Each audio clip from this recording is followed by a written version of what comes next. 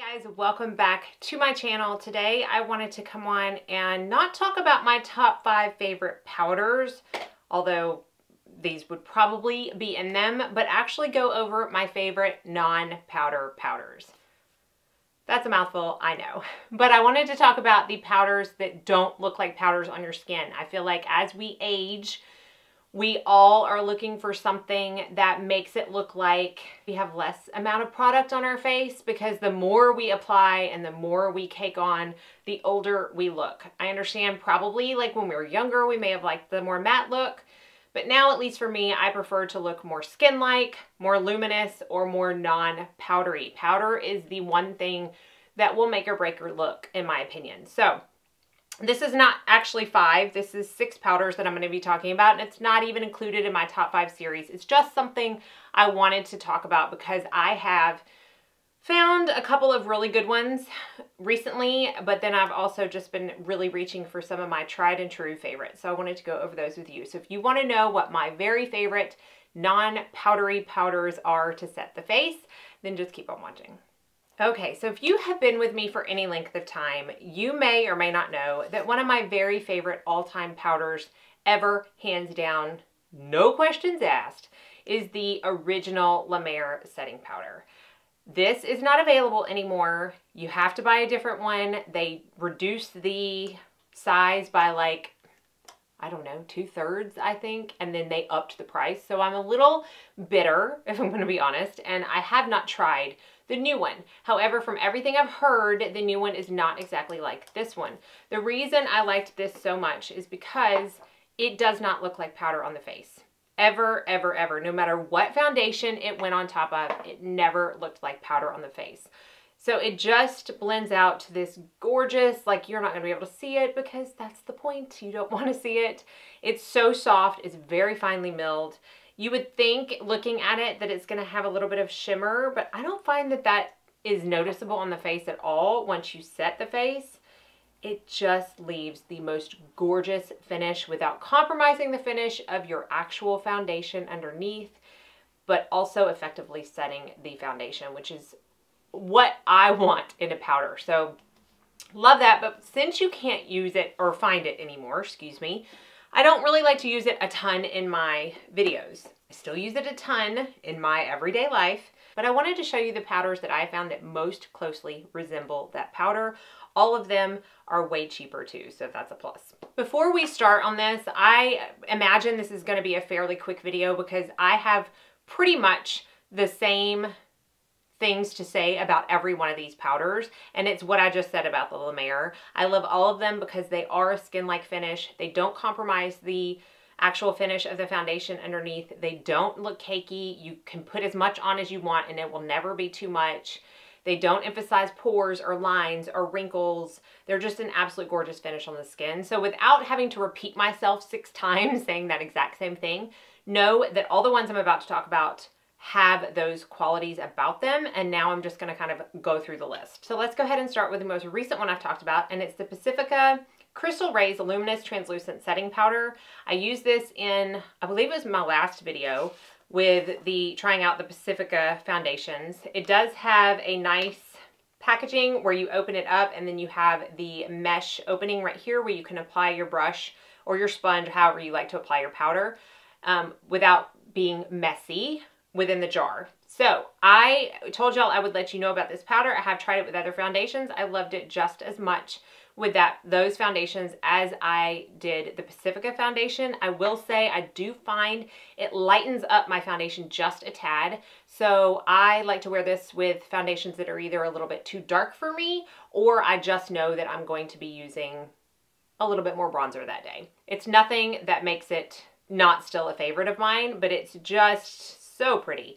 And when I first watched it, I felt like it was going to be too luminous, but I do not find that you can see any visible shimmer on the face, and it's an absolute gorgeous finish. So that's the Pacifica Crystal Rays Luminous Translucent Setting Powder. The next one I'm going to talk about is the Charlotte Tilbury Genius Magic Powder. A lot of people have issues with this because of how it smells. Charlotte has said that it smells like this because it doesn't have any like filler fragrance ingredients, and this is just the natural smell of the ingredient she uses.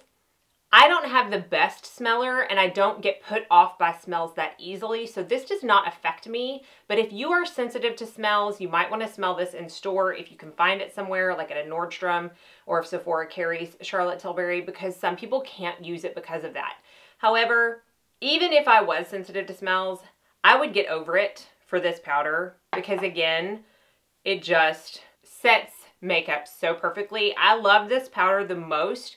I love it with all of my foundations, but when I use it with the Laura Mercier new Luminous foundation, oh, it is a match made in heaven.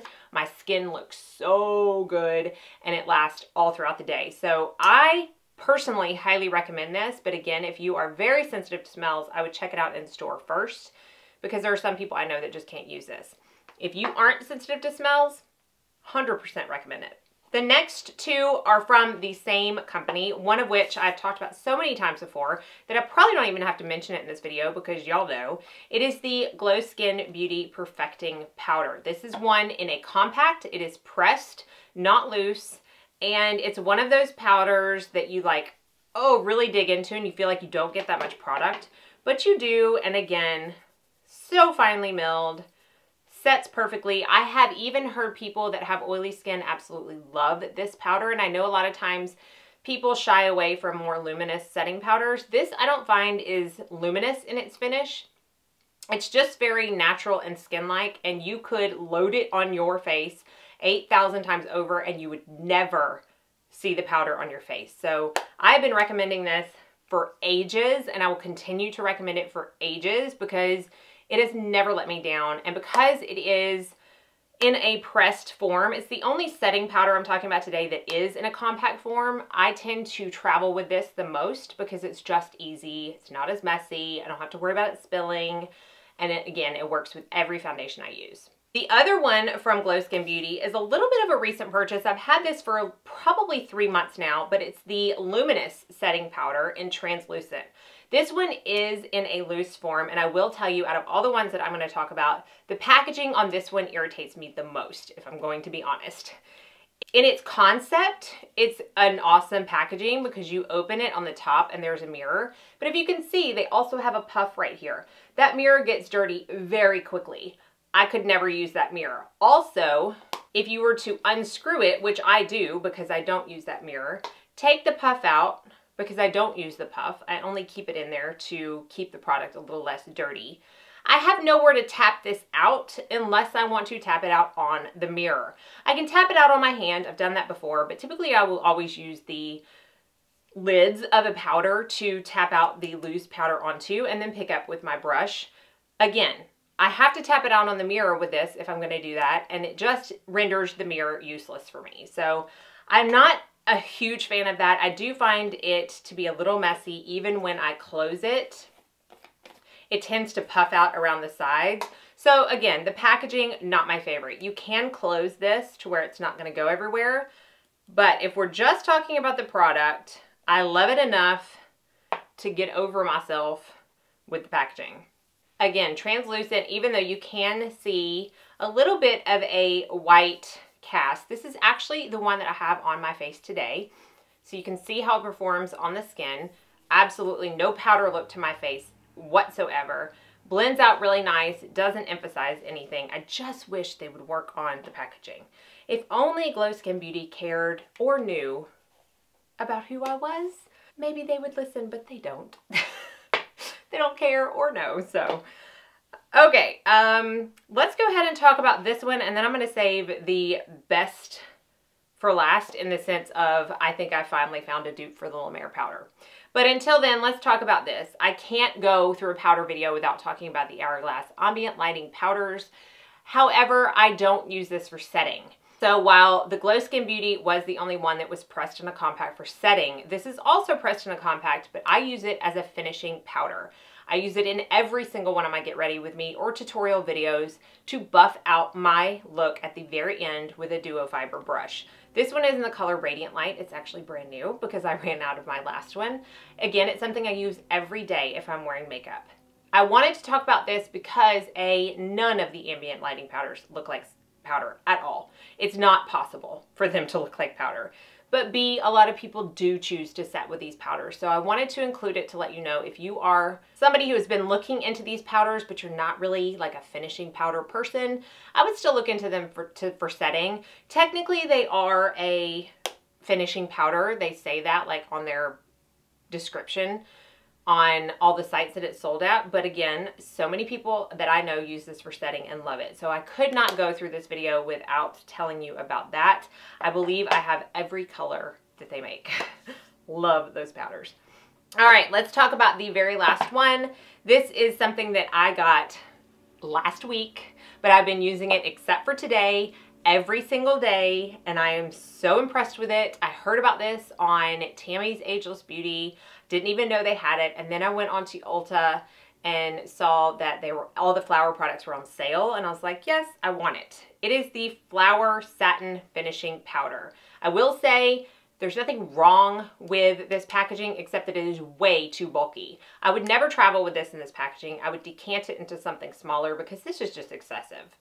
Nobody needs something this big. I'm sorry. It does, when you open it, come with a puff. Again, I don't use the puff. I don't even keep it in here. And because of that, there is no other protective covering for this. Like there's no cover that I can take off like the Pacifica.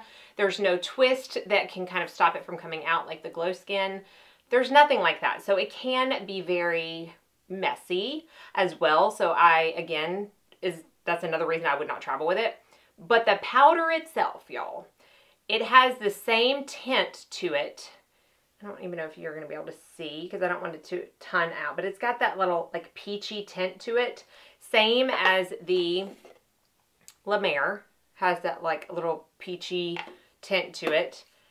And I promise you, this is the closest powder I have found to the La Mer original powder. Hands down, the very closest powder. Oh, it feels just like the La Mer. It sets just like the La Mer. It looks just like the La Mer at a literal fraction of the price. I think I got this on sale for like $7. Even full price. It's not that much money. It is drugstore. You can get it at Walmart or Ulta. Oh, I love this. I'll be talking about this in my favorites. I can't stop using it since I got it, and I'm so glad that I did. So definitely, definitely look into getting this. And that is going to round out my roundup of best non-powder powders. Let me know what your favorite powder is that doesn't give you the powdery look down in the comment section below. And I hope that you maybe got some new ideas to try because I feel like I gave you a pretty good range of price options, 2 from the drugstore and then 4 not, but they're still not overly excessively La Mer priced powders. So hopefully you got some ideas to maybe pick up on your next shopping trip. As always, be sure and like and subscribe before you leave so you don't miss out on any future content. And I hope you all go out and have a very blessed day.